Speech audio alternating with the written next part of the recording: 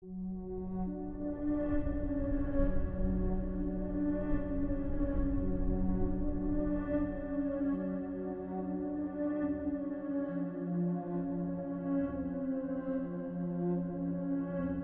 Derek and Maria Broaddus first saw the old Dutch Colonial house at 657 Boulevard, Westfield, New Jersey, they thought they'd found perfection. It was June 2014, 3 stories high, with white clapboard siding and black shutters. The house looked like a Norman Rockwell painting. Children rode bicycles on the sidewalks. Neighbors waved. The house, built in 1905, had the stately dignity of old money. Wide porches, sloping roof lines, and a manicured lawn. For Derek, a successful marketing executive, it symbolized everything he'd worked for. For Maria, who'd grown up a few blocks away, it was a homecoming, a return to her roots. They were weeks away from moving in when the first letter came. It arrived in a plain white envelope, addressed simply to the new owner, 657 Boulevard. Inside was a typed note, beginning politely enough. Dearest new neighbor at 657 Boulevard, allow me to welcome you to the neighborhood. But the tone changed quickly. 657 Boulevard has been the subject of my family for decades now, and as it approaches its 110th birthday, I have been put in charge of watching and waiting for its second coming. The letter mentioned the Broadduses by name, even their children, though they had never listed them publicly. I see you have young blood. Have you found out what's in the walls yet? Do they know what lies within the walls of 657 Boulevard? Derek stood in the hallway, heart pounding. He read the words again, slower this time, each line burrowing deeper under his skin. Who am I? There are hundreds and hundreds of cars that drive by 657 Boulevard each day. Maybe I am in one. Look out any of the many windows in 657 Boulevard. At all the people who stroll by each day. Maybe I am one. He showed the letter to Maria that night. She turned pale. Their children had been exploring the backyard earlier that afternoon. By midnight, Derek had called the police. A Westfield police officer arrived. He read the letter, then looked up at the darkened street through the bay window. Do you have any enemies? He asked. Derek shook his head. They hadn't even moved in yet. The officer advised them not to tell anyone about the letter, not even neighbors. They could all be suspects, he said. That night, as rain began to fall over 657 Boulevard, the Broadduses locked the doors, turned off the lights, and watched from the upstairs window as cars passed slowly along the street. Every time headlights swept across the lawn, Derek thought he saw a silhouette watching from across the road. Westfield was one of those towns where people prided themselves on civility. Tree-lined streets, colonial homes, and families who'd lived there for generations. It was a place where neighbors exchanged cookies at Christmas, not death threats. The Broadduses had paid $1.3 million for the house. Their new life was supposed to begin with laughter, moving boxes, and fresh paint. Instead, they now felt under surveillance. Maria started to imagine figures behind curtains. Derek changed their routine. He stopped visiting the house alone. They debated telling the old owners, the Woods family, who had lived there for 23 years without incident. When they did, the Woodses looked uneasy. They revealed that they had received a letter, too, just before moving out. It had been brief, odd, but they dismissed it. Now, the new owners realized something much darker was watching them.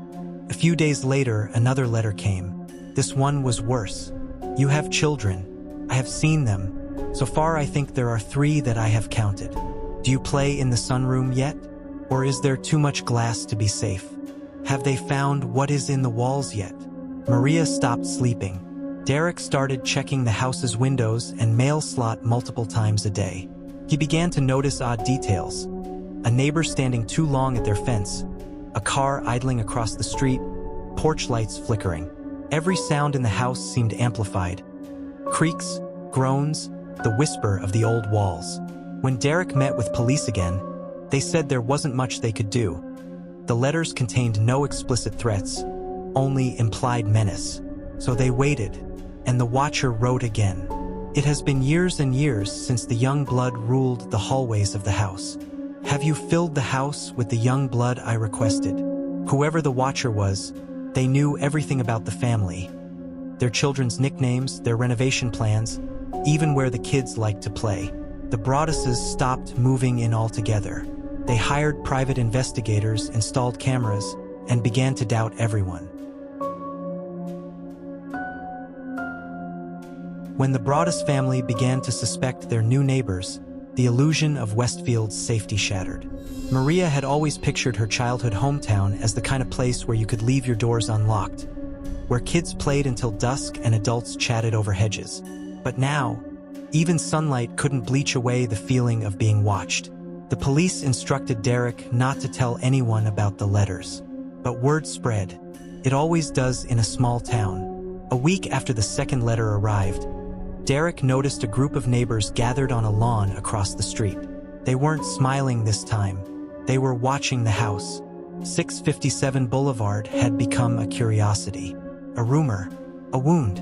Some whispered that the Broadduses were making it all up, that it was an insurance scam or a publicity stunt. Others were certain the culprit was local. Derek began to record license plates of cars that lingered too long outside. He made lists of names, timelines, and possible suspects. One neighbor in particular drew his attention, an elderly man who lived 2 houses down, known to sit on his porch with binoculars. When approached, he laughed it off. "Just bird watching," he said. But Maria couldn't shake the feeling that every curtain on Boulevard hid a pair of eyes. A third letter came 2 weeks later. It began with mock familiarity. "Hello again. I see you're still trying to move in. Have you found what is in the walls yet? 657 Boulevard is crying from all the changes you are making. You don't love it as I do." The writer seemed to personify the house, as if 657 Boulevard were a living being. "The house is waiting for its young blood. Once they know me, they will never forget me." The police examined the envelope. No fingerprints. No DNA.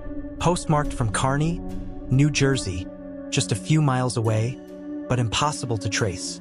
Derek asked the neighbors if anyone had seen someone placing a letter in the mailbox. No one had.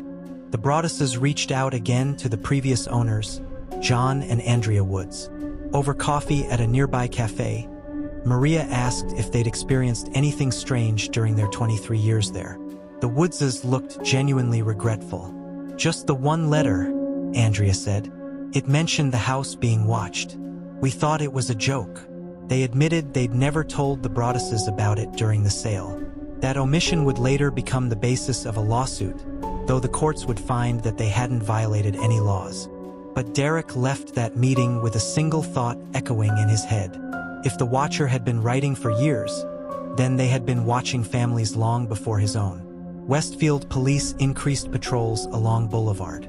Derek installed cameras on every corner of the property, floodlights by the garage and motion sensors on the lawn. One night, just after 11 p.m., one of those sensors tripped. The camera caught a brief, blurry figure. A person in dark clothing standing near the edge of the lawn. By the time Derek got there, the figure was gone. The footage was too grainy to identify. Desperate, the Broadduses invited several neighbors to their house for a meeting, under the pretense of discussing renovations. In reality, Derek wanted to look them in the eye. As the group chatted in the kitchen, Derek noticed one woman, around 60, whose eyes flickered constantly toward the windows. She said she'd lived in the area all her life and spoke about how much the house had changed hands. When Maria mentioned the letters, the woman's face went pale. Her son, she explained, used to play in the woods behind 657 Boulevard. He'd once said the house talked to him. The room went silent. Then the woman laughed nervously. "Kids say strange things." After they left, Maria whispered, "Did you see her hands shaking?" Derek nodded. They were starting to realize that Westfield wasn't the same town she'd grown up in. Detectives tried to narrow suspects. They interviewed postal workers, cross-referenced residents' handwriting samples, and analyzed linguistic patterns in the letters. The results were inconclusive. One officer even suggested that the letters might be an elaborate prank, possibly written by the Broadduses themselves to avoid finalizing their purchase. That theory enraged Derek. He began staying up late into the night, reviewing footage, watching cars pass, comparing timestamps. The sound of the mailbox creaking open became a trigger, even when it was only the wind. In a moment of desperation, Derek wrote back. He left his reply in the same mailbox, unmailed, just in case the watcher came in person. It said, "We know who you are. The police are watching. Leave our family alone." Days passed. No response. Then, after a week of silence, a new letter arrived. "You think you can scare me? I walk by the news trucks and laugh. I know your secrets, Derek and Maria. The house told me." It ended with a chilling line. "Do you feel the eyes yet? You should. They never blink." The Broadduses decided not to move in. They stayed with Maria's parents, only visiting 657 Boulevard during daylight hours to check mail or handle repairs. Neighbors noticed. Some accused them of staging a media spectacle. But for the Broadduses, every trip to that house felt like stepping into a trap. The property itself began to feel hostile. Lights flickered, pipes groaned. They found small piles of dirt beneath vents, as if something was burrowing through the walls. Maria dreamed of voices whispering from the vents, calling her name. By autumn, the lawn grew overgrown. The swing in the front yard creaked in the wind. 657 Boulevard sat in limbo, alive, but uninhabited. The watcher continued to send letters, each one more erratic, sometimes poetic, sometimes furious.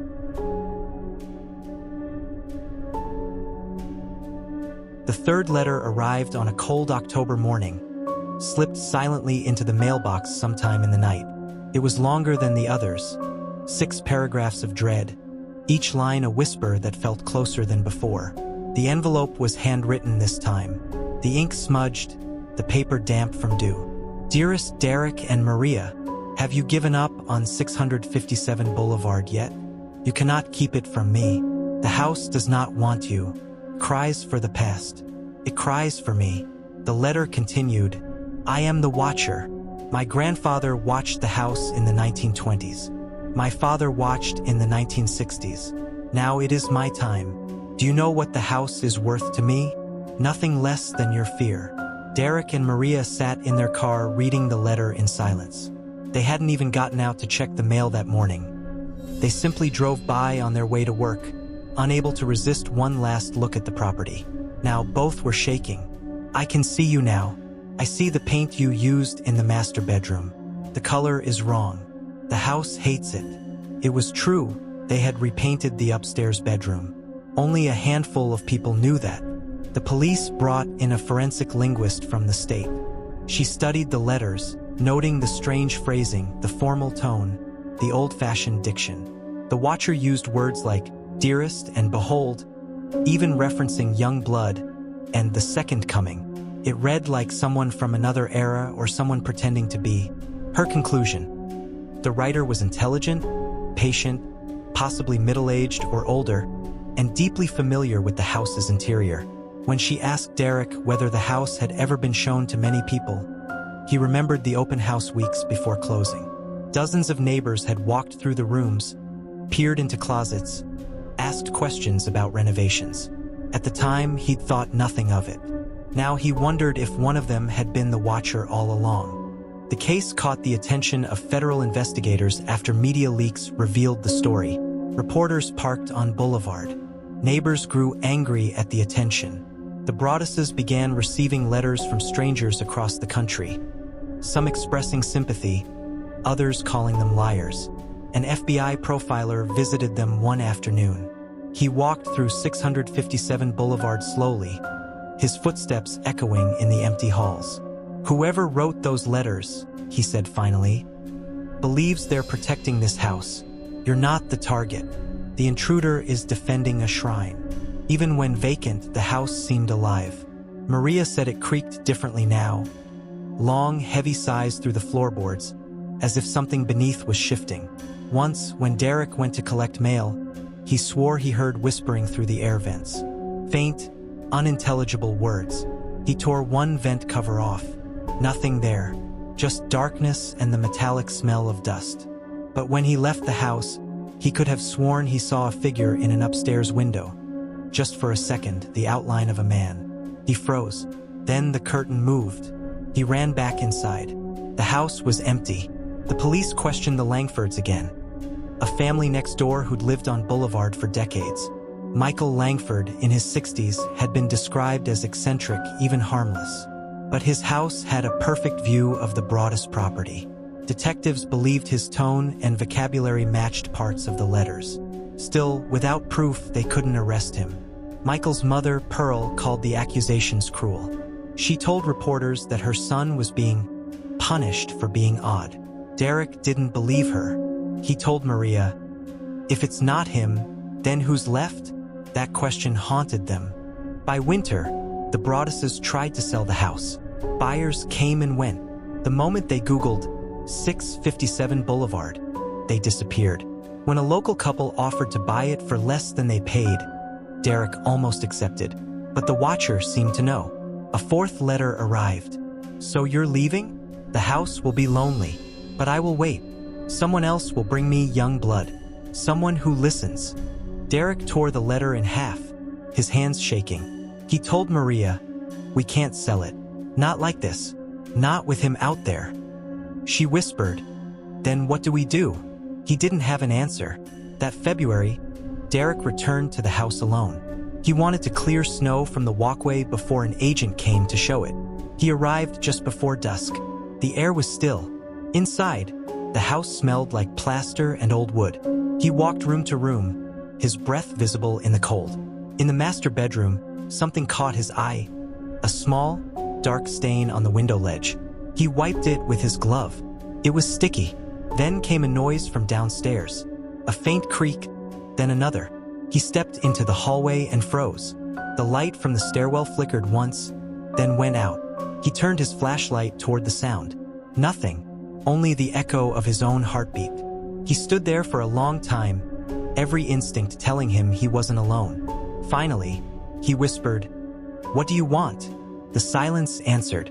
That night, Maria dreamed that she was walking through the house, but all the rooms were filled with shadows wearing her children's faces. She woke up crying. The next morning, she told Derek she couldn't do it anymore. They had to get rid of the house, no matter the cost. But before they could finalize anything, a fifth letter arrived. "You've tried to turn my home into something it's not. You've filled it with lies. Do you think I do not know what you say about me? You call me a monster, but I am only the keeper." As news spread, Westfield split into two camps. Those who pitted the Broadduses and those who accused them of faking everything. Some neighbors said Derek was obsessed, even unstable. Others whispered that Maria had lost her mind. But even skeptics began to admit something unsettling. Someone was still sending the letters, and they weren't coming from the Broadduses. That spring, a new family expressed interest in renting the house. Derek warned them about the letters. They moved in anyway, assuring him they weren't afraid. 2 weeks later, a letter came, addressed to the renter. "Welcome back to 657 Boulevard. I have missed you. Are the children playing yet? I can see one through the window. Tell the owners that I am patient. I am still watching." The tenants stayed only a month. The Broadduses realized then that the watcher didn't want them gone. He wanted them haunted forever.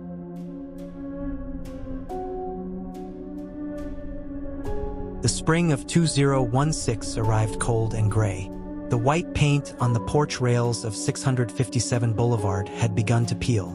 The swing in the yard hung limp, its chain rusting. The house looked tired, abandoned, but not empty. Derek Broaddus stood at the curb, hands in his pockets, watching the place he had once called his dream home. He hadn't set foot inside for months.